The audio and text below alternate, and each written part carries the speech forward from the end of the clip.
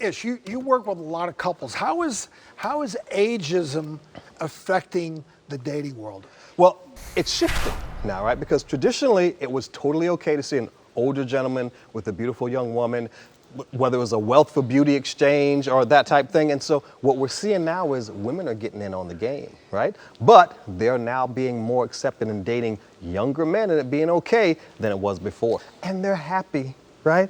We all think that happiness is some mystical equation and takes so many different pieces. No, it just takes guts.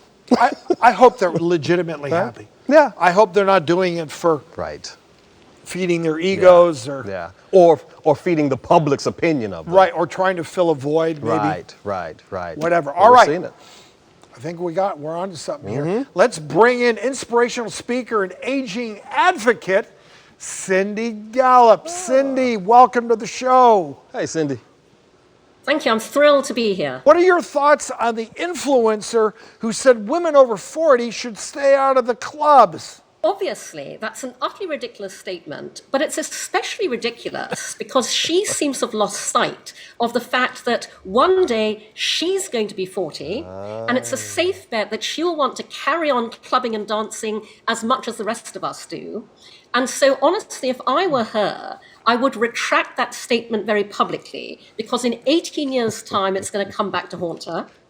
And also, quite frankly, there is nothing more wonderful than being caught up by music and dancing any way you want to, no matter what you look like.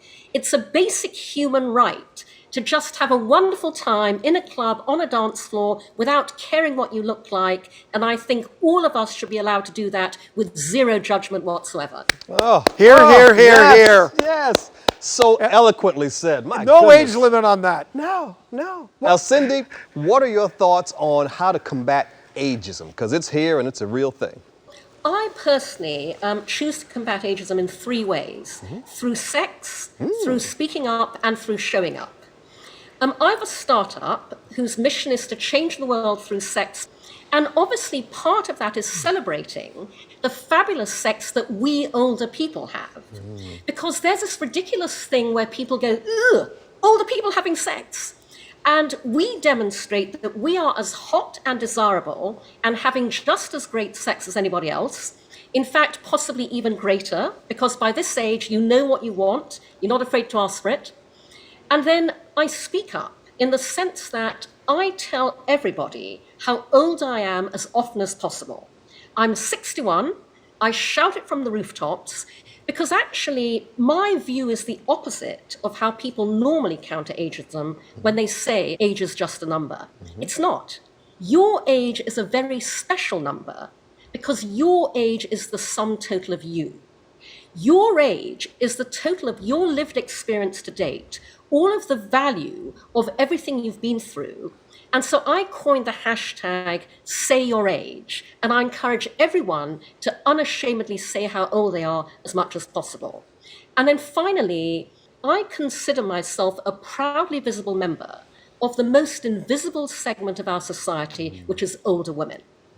I want to help redefine in the way I live my life what society thinks an older woman should look like, talk like, be like, dress like, and date like. And, my background is advertising. Advertising and popular culture too often think that older people want to be younger. We don't. Younger people want to be us. Because at this age, we don't give a damn. We have all the confidence of a life well lived. We know what really matters. And so I also coined the hashtag Live Older, because that's what everyone should want to do. Thanks so much, Cindy, for joining us. Thank you so much.